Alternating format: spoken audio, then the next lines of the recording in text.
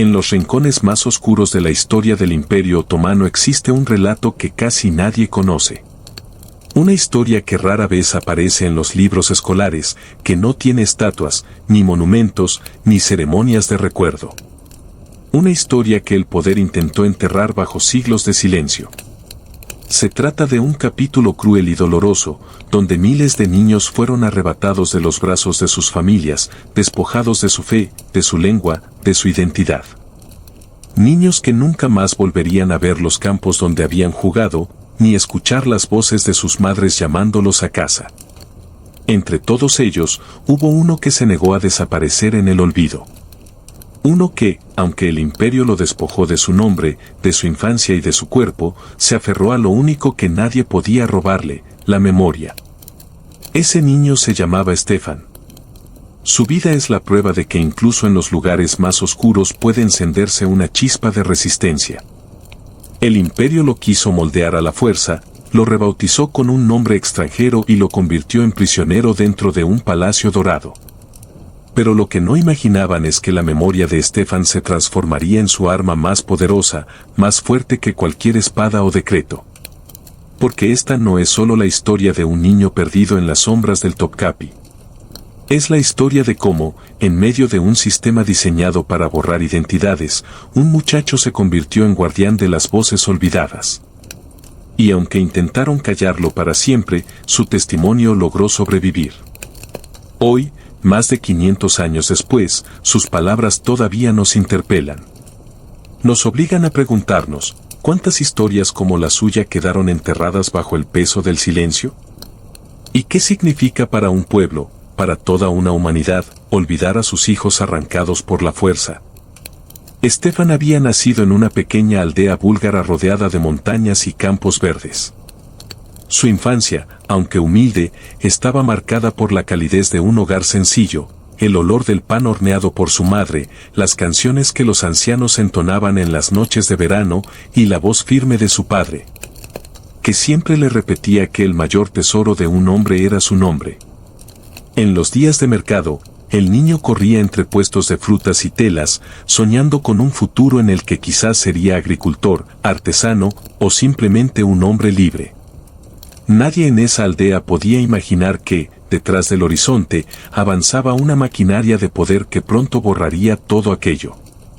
El Imperio Otomano había perfeccionado un sistema temido y odiado, el Depsirme. Un tributo humano que arrancaba a los hijos varones de familias cristianas para convertirlos en sirvientes, soldados o eunucos al servicio del sultán. No importaban los lazos de sangre, ni las lágrimas de una madre, lo único que importaba era engordar la maquinaria del imperio. Una mañana, cuando Stefan tenía apenas 12 años, la paz de la aldea se quebró. Hombres armados irrumpieron en las calles, marcando casas, contando niños y separando a las familias con brutal eficacia. Los gritos de las madres resonaban como cuchillos en el aire. Stefan trató de correr hacia su madre, pero una mano áspera lo sujetó por el brazo y lo arrastró lejos. Fue la última vez que vio los ojos de su madre, rojos de llanto, y la figura de su padre, impotente, sujetado por soldados que le impedían defender a su hijo. En cuestión de minutos, Stefan perdió todo lo que conocía, su hogar, su familia, su futuro. El camino hacia Estambul fue una pesadilla. Largas caravanas de niños caminaban descalzos, vigilados por soldados. Algunos caían exhaustos, otros lloraban sin consuelo. Stefan no lloraba. Permanecía en silencio, repitiéndose una y otra vez las palabras de su padre: tu nombre es lo único que nadie puede quitarte. Pero el imperio no se detendría ante nada. Al llegar al palacio de Topkapi, la primera orden fue clara: olvidarlo todo. Allí, los niños eran rebautizados, obligados a aprender una nueva lengua, a olvidar a sus familias y a obedecer sin cuestionar. Para Stefan, el golpe más cruel fue cuando lo llevaron a una cámara fría y lo castraron, sellando su destino como eunuco al servicio del sultán. A partir de ese momento, ya no era Stefan. Lo llamaron Solimán. Un nombre que para el imperio significaba obediencia, pero que en su interior pesaba como una cadena. Esa noche, en su lecho de dolor, Stefan comprendió la magnitud de lo que le habían arrebatado. No solo lo habían separado de su familia, también habían intentado destruir su futuro como hombre, su identidad y hasta su recuerdo. Y sin embargo, en lo más profundo de su corazón, tomó una decisión silenciosa, aunque lo obligaran a vivir bajo un nombre extraño, nunca dejaría morir al niño que había sido. Convertido en Solimán, Stefan comenzó a vivir entre los muros impenetrables del palacio de Topkapi. Allí, cada rincón brillaba con mármol, mosaicos y oro, pero para él no era un lugar de esplendor, sino una prisión disfrazada de lujo. Sus días estaban llenos de disciplina estricta, aprender la lengua del imperio, memorizar protocolos de la corte, servir a los altos funcionarios y obedecer sin preguntar. Pero el imperio no solo quería sus servicios. Quería borrar su memoria. Aquí no existen búlgaros, ni griegos, ni serbios, les decían. Aquí solo existen los hijos del sultán. Para los demás niños, el miedo se transformaba en silencio. Para Stefan, en cambio, ese silencio se convirtió en un espacio de resistencia. Observaba, escuchaba, aprendía. Nunca mostró rebeldía abierta, porque sabía que significaba la muerte. Su arma era la paciencia, y en la paciencia escondía la fuerza de su memoria.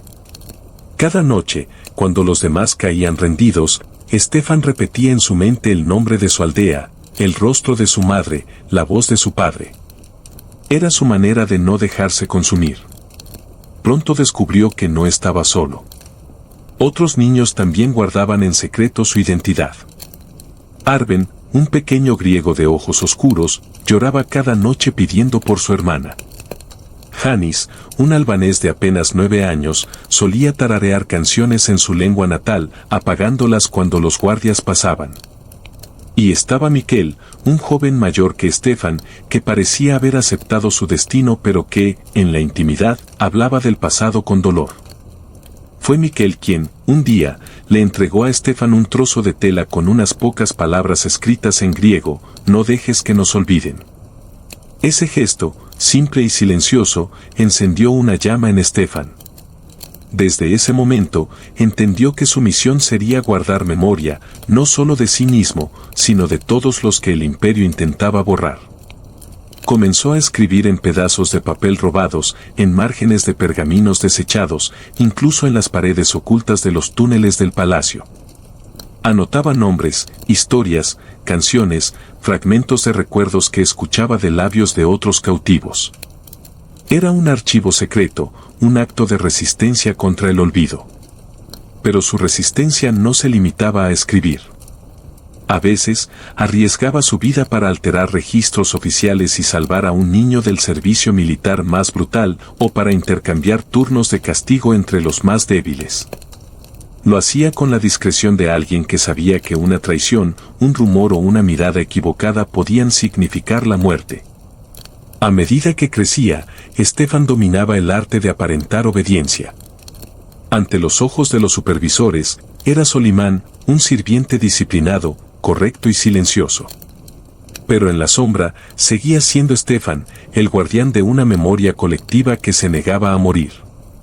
Sin embargo, cada acto de resistencia incrementaba el riesgo. Cuanto más escribía, cuanto más protegía, más cercana estaba la amenaza de ser descubierto. Y en un palacio donde las paredes tenían oídos, el peligro era inevitable. El tiempo pasó, y Stefan ya no era un niño. Su porte erguido y su mirada serena lo habían convertido en alguien respetado dentro del palacio. Para los altos funcionarios, era Solimán, un sirviente obediente y disciplinado.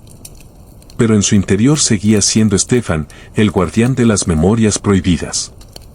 Durante años había acumulado testimonios en papeles escondidos bajo piedras sueltas, en grietas de las paredes, en rincones donde pocos se atrevían a mirar.